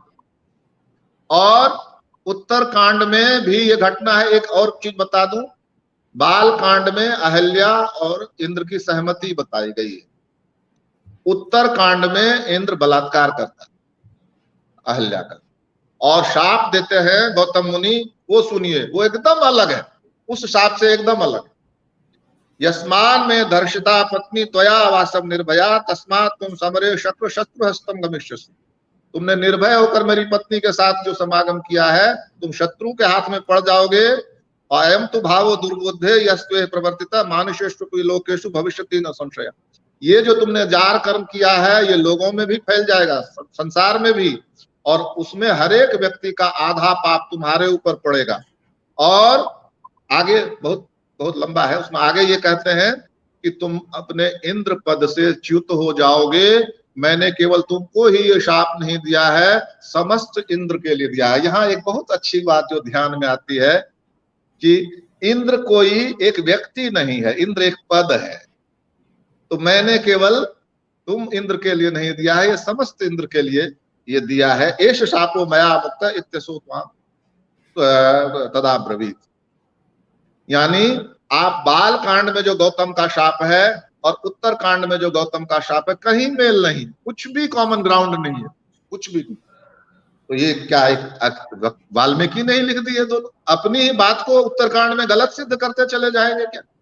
और आगे इसके जैसे एक बात आपने को अच्छी तरह से समझ लेनी चाहिए कि वाल्मीकि और राम समकालीन है, कहीं कोई उसमें दो राय नहीं। स्पष्ट वर्णन है अयोध्या कांड में कि जब राम वनवास के लिए निकलते हैं तो पहले भरद्वाज आश्रम में जाते हैं और दूसरा जो है वो वाल्मीकि आश्रम में ही जाते हैं और वहीं रुकते हैं और वहीं रुक के चित्रकूट में अपनी पर्णकुटी तैयार करते हैं। इति सीता च रामश्च लक्ष्मणश्च कृतांजलि अभिगम्याश्रमम सर्वे वाल्मीकि अभिवादन। दोनों तीनों हाथ जोड़े हुए वाल्मीकि के पास जाते हैं, उनका अभिवादन करते हैं। इसलिए वाल्मीकि ने जो लिखा है उसमें सबसे बड़ी सत्यता है। बाद में पुराणों में लिखा, बौद्ध साहित्य में लिखा गया, जैन रामायण में लिखा गया, वो सब वाल्मीकि के रामायण को आधार बनाकर ही थोड़ा घटाया थोड़ा जोड़ा ऐसे करके बनाया गया है। वाल्मीकि का रामायण इतिहास है, ये उसी वाल्मीकि रामायण में ही अंत में आता है, इतिहास है ये। और उसको आख्यान बोलते हैं। आख्यान क्या होता है? दो शब्द संस्कृत साहित्य में बहुत प्रचलित हैं, कथा और आख्यान। कथा वो होती है कि जैसे मैं कुछ लिखूं और मैंने कल्पना की या मुझे कोई जानकारी है उसके बारे में जब मैंने लिखा तो वो होगी कथा। लेकिन जो चीज मैं देखूं, जो चीज मेरे सामने घटित हुई, वो होता है आख्यान। तो वाल्मीकि ने स्पष्ट लिखा है कि ये आख्यान वाल्मीकि द्वारा कृतम लिखा गया है। इसलिए इसमें कहीं दो राय नहीं हो सकती कि वाल्मीकि और राम समकालीन हैं। इसलिए वाल्मीकि जो लिख रहे हैं वह सबसे प्रामाणिक है। तो कई लोग कहते हैं कि वाल्मीकि ने पहले ही रामायण लिख दी थी, बाद में घटा। ये बिल्कुल एक तरह से अवैज्ञानिक बात है, क्योंकि पहले ही उसमें बालकांड में प्रथम सर्ग में ही वाल्मीकि को नारद ने कथा सुनाई है। ये साफ साफ हमने देखा ही है, वह सुना ही है, पढ़ा ही है। तो फिर वो वाल्मीकि ने पहले कैसे देख लिया और पहले कैसे ये कर लिया? वो जो घटना घटी है वो कथा नारद बता रहे हैं उनको, तो पहले कैसे देख लिया? ये अवैज्ञानिक बातें हैं, तो उसको ध्यान नहीं देना है। लेकिन जो एक बात और है, जो उत्तरकांड शीर्षक दिया गया है, मैं इस पर और आपका ध्यान दिलाना चाहता हूं कि 89वें सर्ग के, उत्तरकांड के 89वें सर्ग के 20 श्लोक तक उत्तरकांड नहीं माना गया है। नई बात आपको सुनने को, क्योंकि ब्रह्मा जी जब सीता जी धरती में समा जाती हैं उत्तरकांड में, तब ब्रह्मा जी, जब राम बहुत ये होने लगता है, कहते मैं आज धरती को ही खत्म कर दूंगा, तब ब्रह्मा जी आकर उनको समझाते हैं और कहते हैं कि आप तो नारायण हैं और अभी तो कुछ आपके साथ उत्तर और होना है, उत्तरकांड, और जो कि उत्तरकांड कहलाएगा।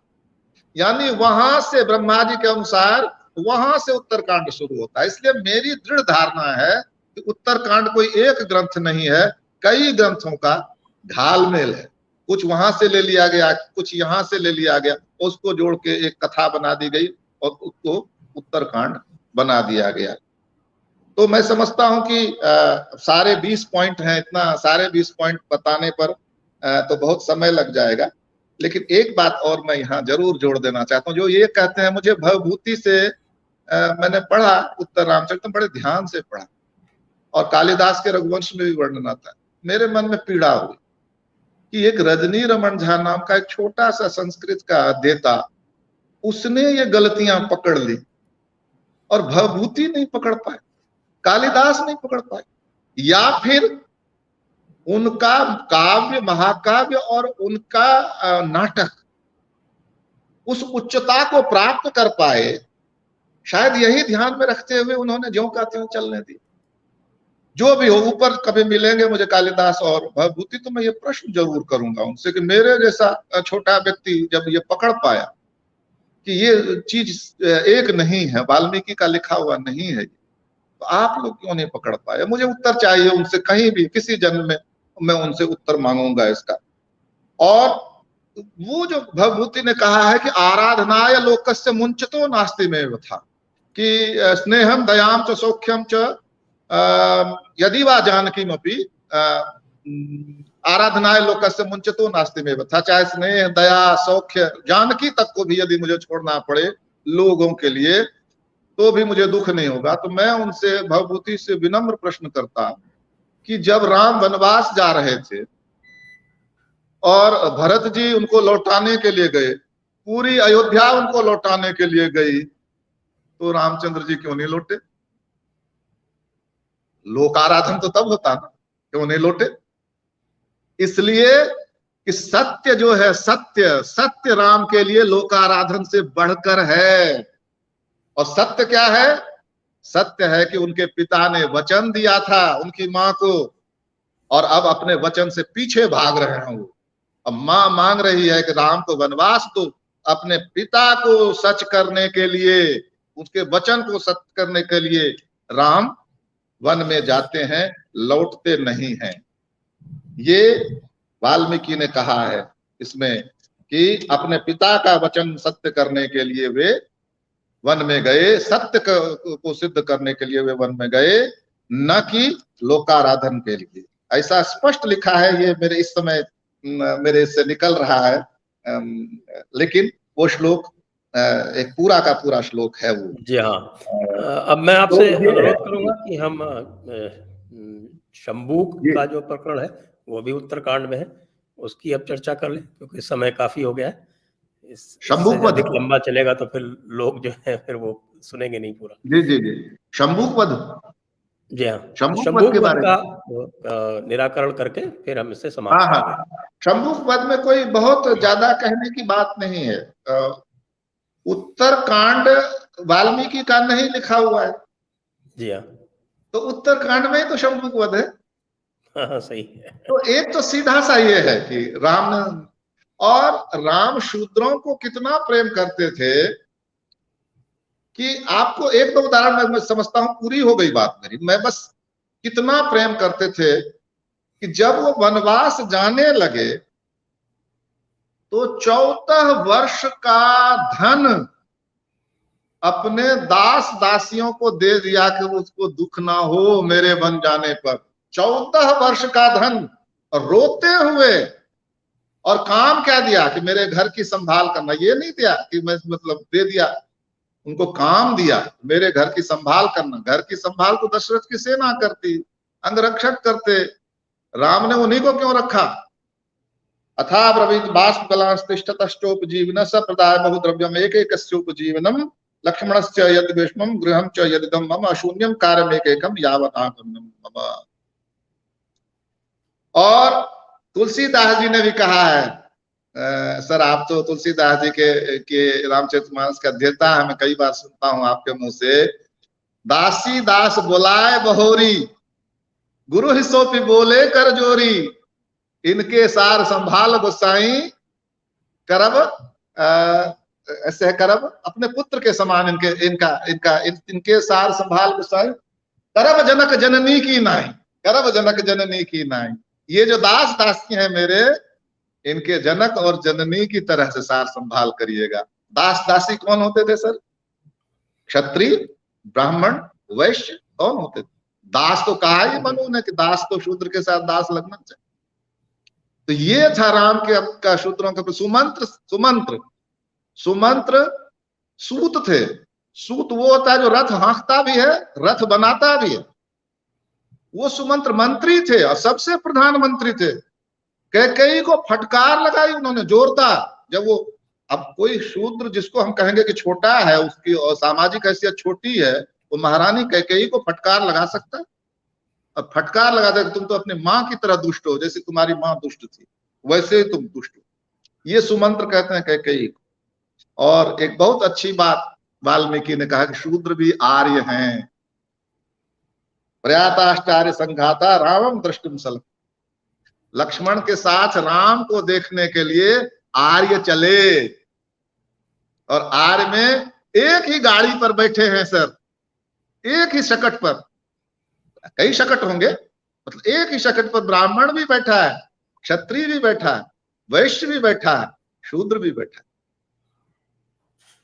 कहते हैं कि शूद्र 5000 साल से भोग रहे हैं। सर ये बहुत हाल की घटना, और मेरा दृढ़ विश्वास है सर जब इस्लामी आक्रमण हुआ तभी से इनकी स्थिति गिरी है और अंग्रेजों ने इसको हवा दी इस बात, वरना हमारे साहित्य में कोई एकाध भटकता हुआ। सर मैं ये जो एकलव्य वाला प्रसंग है ना, इस पर भी मैंने गहराई से अध्ययन किया है। एकलव्य पहली बात है वो तो भील था ही नहीं, तो कृष्ण का हिरण्यधनु का बेटा था, बड़ा भाई था, तो वृष्णि हिरण्यधनु क्षत्रिय का था। क्षत्रिय और था। उसका अंगूठा कटवाने में निस्संदेह द्रोणाचार्य ने बहुत महान अनर्थ किया है, इसमें कोई शक नहीं। लेकिन भील कोई कारण ही नहीं है सर अंगूठा कटवाने में। वो सिर्फ ये है कि अगर ये द्रुपद की तरफ से लड़ेगा तो मेरी प्रतिज्ञा विफल हो जाएगी, अर्जुन के बराबर का धनुर्धर है, इसलिए मैंने जो द्रुपद को बंदी बनाने की प्रतिज्ञा की है वो रह जाएगी। तो सर ये वो हो जाएगा, विषयांतर हो जाएगा। तो शूद्रों के बारे में वाल्मीकि कहते हैं कि आर्य हैं, और राम जब वापस सबको भेजने लगते हैं तो द्विजाति शब्द का प्रयोग करते हैं। ये जो द्विज हैं इनको भरत तुम अपने साथ ले जाओ, यानी वे जितनी जातियां गई हैं वे सब द्विज हैं। और उसमें कौन कौन है? मणिकार, कुंभकार, मायूरी जो मोर पंख के वो बनाते हैं, खिलौने वगैरह बनाते हैं, आरी चलाने वाले, मोतियों में मोती धागा पिरोने वाले, रोचक, दंतकार, सुधाकार, गंधी, सोने का काम करने वाले, कंबल का काम करने वाले, गर्म पानी से नहलाने वाले, जिनको आज की तारीख में हम कथित निम्न जाति कहेंगे, वो सब के सब राम के द्वारा द्विजाति से अभिहित किए गए हैं, द्विज से अभिहित किए गए हैं।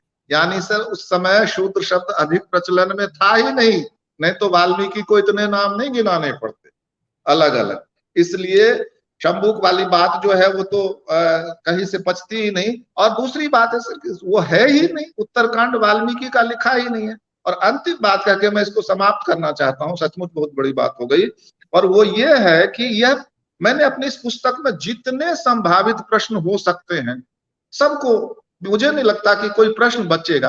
अंतिम प्रश्न ये है कि चलो वाल्मीकि ने नहीं लिखा, किसी और ने लिख दिया, राम ने बाद में निकाला हो सीता को या बाद में शंभुक को मारा हो, वाल्मीकि नहीं देख पाए हो। तो पहली बात है कि अगर वाल्मीकि नहीं देख पाए तो जिस दूसरे कवि ने लिखा उसने वाल्मीकि नाम से क्यों लिखा, इसमें क्यों जोड़ा? वाल्मीकि के जीते जी तो नहीं हो सकता था, क्योंकि वाल्मीकि इससे झूठे, खुद ही झूठे सिद्ध होते हैं, वाल्मीकि जोड़ने नहीं देते। तो पहली बात तो ये हो गई कि वाल्मीकि के टाइम की बात नहीं है। अब यह है कि वाल्मीकि के टाइम की बात नहीं है तो राम पहले गए या वाल्मीकि पहले गए? निस्संदेह राम पहले गए सर, क्योंकि वाल्मीकि ने 11,000 वर्षों का शासन देखा है। जो भगवान राम ने 11,000 वर्षों का शासन किया, तो 11,000 वर्षों का शासन किया तो या तो वो वानप्रस्थी हुए या वो परम धाम को गए, और नारद की माने तो परम धाम को गए। तो परम धाम को गए तो वाल्मीकि के सामने ही तो गए, पहले राम गए, वाल्मीकि बाद में गए। इसलिए वाल्मीकि के सामने होने की तो कोई बात ही नहीं है। इसलिए कहीं से यह सिद्ध नहीं होता कि राम ने सीता का निर्वासन किया या शंभुक को मारा। ये बहुत बाद में कब हुआ ये जरूर मैं जोड़ना चाहता हूं, कब हुआ होगा। तो अभी मैं महाभारत का अध्ययन कर रहा हूं और अभी मैं पहुंचा हूं विराट पर्व तक। तब तक 3 बार रामायण की कथा आ चुकी है। एक कथा आई है जो भीष्म जब कहते हैं युधिष्ठिर के राजसूय यज्ञ में कि कृष्ण का सर्वप्रथम पूजन होना चाहिए, उस समय वो वर्णन करते हैं कि कृष्ण ही राम थे। तो राम कथा बड़ी विस्तार से वहां उन्होंने कही, उसमें भी सीता निर्वासन की और शंभुक वध की चर्चा नहीं। दूसरी कथा कहाँ आई है? जब हनुमान जी का और भीम का मेल होता है तो भीम बड़ी उत्सुकता से कहते हैं हनुमान जी मुझे वो कथा सुनाइए, आप मेरे बड़े भाई हैं राम बल। पूरी कथा सुनाते हैं, कहीं सीता के निर्वासन की चर्चा नहीं है और कहीं शंभुक के वध की चर्चा नहीं है। और तीसरी कथा मार्कंडेय मुनि को युधिष्ठिर बहुत कल्पित होकर दुखी होकर पूछते हैं कि मैं इतना सत्यवादी हूं तो भी मेरे ऊपर इतना दुख क्यों आ रहा है? तब मार्कंडेय कहते हैं अरे युधिष्ठिर तुम्हारे ऊपर क्या दुख आया, दुख तो राम के ऊपर आया था। और पूरी राम कथा सुनाते हैं। फिर से वापस कहते हैं युधिष्ठिर तुम्हारे साथ तो तुम्हारे 4 भाई हैं, तुम्हारी पत्नी है, राम को क्या मिला देखो। और उसमें फिर पूरी कथा सुनाते हैं रामायण की, उसमें भी सीता के निर्वासन की और शंभू के वध की कोई चर्चा नहीं है। तो निश्चित रूप से सर ये कथा महाभारत लिखने के बाद जोड़ी गई है वाल्मीकि रामायण में, उससे मुझे पहले तो लगता है नहीं। कि हमारे पंचमक्कारों में से किसी ने जोड़ी होगी। हाँ किसी का सर मैं यहाँ एक बात जरूर, मेरे पिताजी कम्युनिस्ट थे सर, 1942 के, पर हम लोगों को सबको रामायण पढ़ना, गीता पढ़ना सब हमारे पिताजी ने सिखाया। ये नहीं समझते, कम्युनिस्ट ऐसे नहीं थे सर। ये आज की पीढ़ी जो है ना, मेरे पिताजी ने कहा था कि जब तक मार्क्सवाद राम और कृष्ण से इस देश में लड़ता रहेगा, एक घनघोर मार्क्सवादी अपने ही पुत्र को कह रहा है कि जब तक मार्क्सवाद राम और कृष्ण से, इस वेद से इस देश में लड़ता रहेगा, कभी खड़ा नहीं हो सकता इस देश में। ये मेरे पिताजी मार्क्सवादी मुझे कह के गए। बहुत सुंदर बात, बहुत ही सुंदर बात। और न केवल वो, जब तक कोई भी लड़ता रहेगा, चाहे राहुल गांधी लड़ते रहेंगे और चाहे कोई भी लड़ता रहेगा इस देश में राम और कृष्ण से और वेदों से, तब तक कभी सफल नहीं हो सकता। आपने बहुत इस सुंदर समय ये बात जय भीम वाले भी सब ऐसे ही हो रहे हैं सर। हाँ, सब और ये प्रतिज्ञा 22 प्रतिज्ञा में एक प्रतिज्ञा करते हैं कि राम को नहीं मानूंगा, कृष्ण को नहीं मानूंगा। और अभी भी आ रहा है बामियान में बुद्ध की प्रतिमाएं कल भी तोड़ी गई हैं। एक बार भी कह के दिखाएं कि मैं उनको भी नहीं मानूंगा, उसकी हिम्मत ही नहीं। इतने कायर हैं सर, इन भिक्षुओं से ज्यादा कायर कोई नहीं है इस धरती।